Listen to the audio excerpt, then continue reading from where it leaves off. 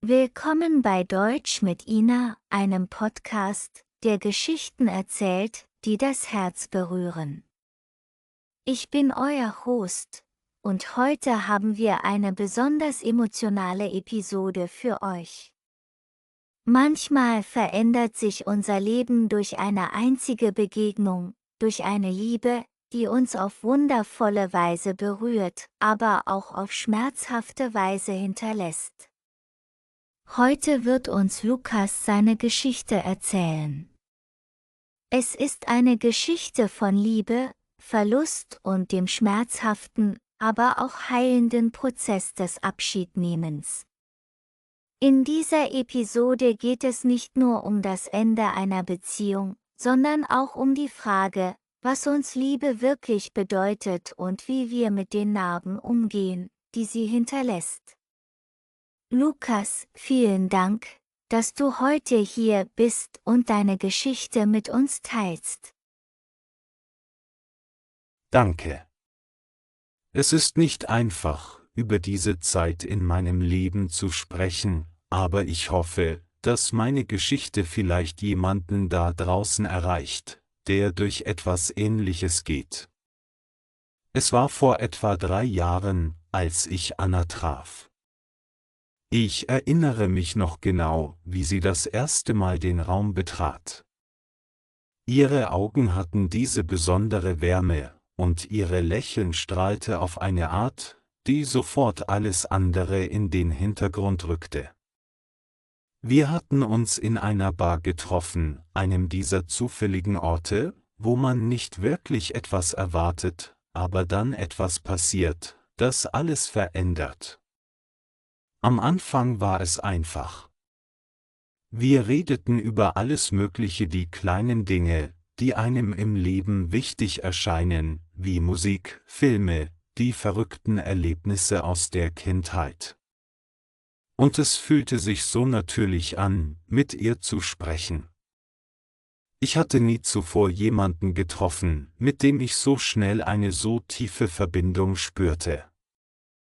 Es war, als hätten wir uns schon ewig gekannt. Wir verliebten uns schnell, fast zu schnell, wie die Dinge, die man nicht wirklich kontrollieren kann. Ich hatte das Gefühl, dass sie die Frau war, mit der ich den Rest meines Lebens verbringen würde. Wir machten zusammen Pläne, träumten von der Zukunft und teilten all die Dinge, die uns am meisten bedeuteten. Es war diese Art von Liebe, die so vollkommen schien, dass man fast dachte, sie würde nie enden, doch wie es manchmal so ist, wenn man sich zu sicher fühlt, kam der Bruch. Es begannen ganz unscheinbar kleine Missverständnisse, unterschiedliche Erwartungen. Anna hatte immer gesagt, dass sie die Unabhängigkeit brauchte, dass sie ihre eigenen Ziele verfolgen wollte, aber ich verstand das nicht wirklich. Ich dachte, wir könnten alles zusammen durchstehen, aber sie fühlte sich zunehmend eingeengt. Sie wollte mehr Raum für sich selbst, ich versuchte, die Beziehung zu retten. Ich kämpfte, aber sie zog sich immer mehr zurück.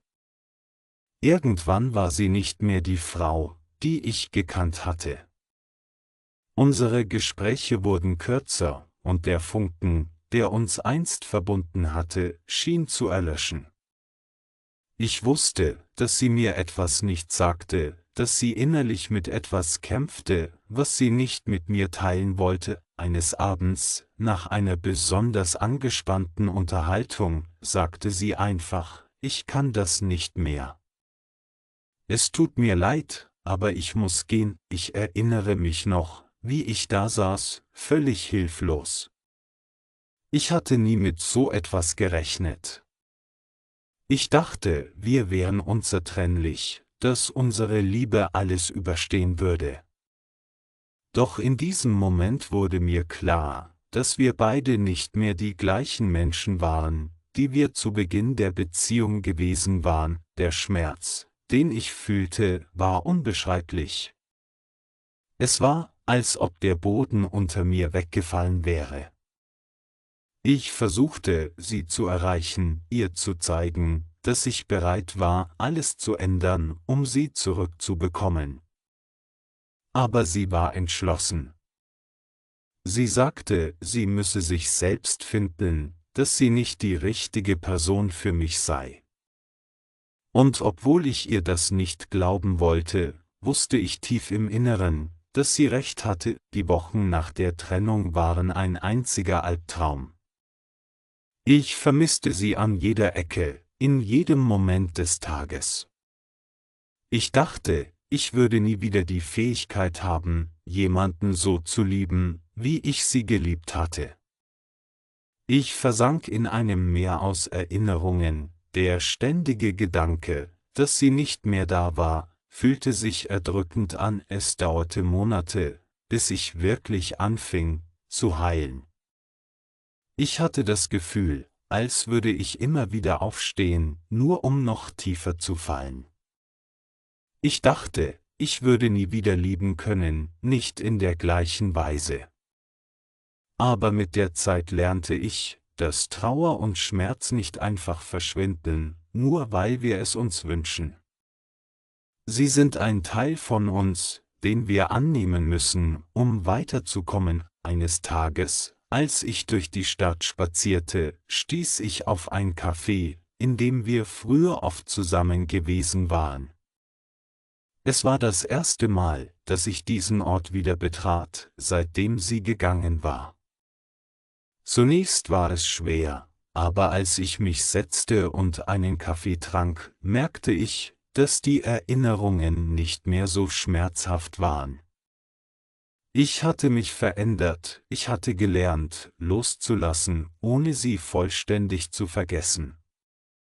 Ich wusste, dass ich wieder fähig war, zu lieben, aber jetzt auf eine Weise, die gesünder war, realistischer. Ich habe Anna nie ganz vergessen, aber ich habe gelernt, dass es in Ordnung ist, die Vergangenheit loszulassen.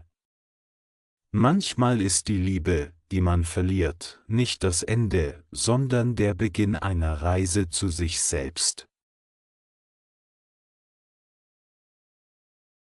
Danke, Lukas, dass du so offen und ehrlich deine Geschichte mit uns geteilt hast.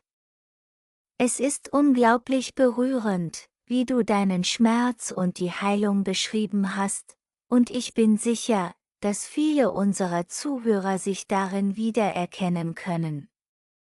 Liebe ist oft ein zweischneidiges Schwert, sie kann uns so viel Glück bringen, aber auch tiefen Schmerz.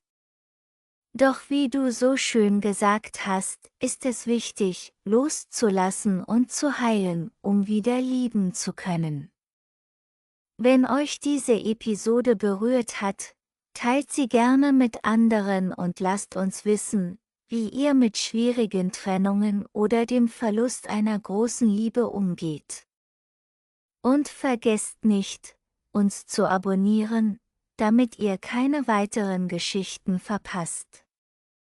Danke, dass ihr heute zugehört habt. Bis zur nächsten Episode.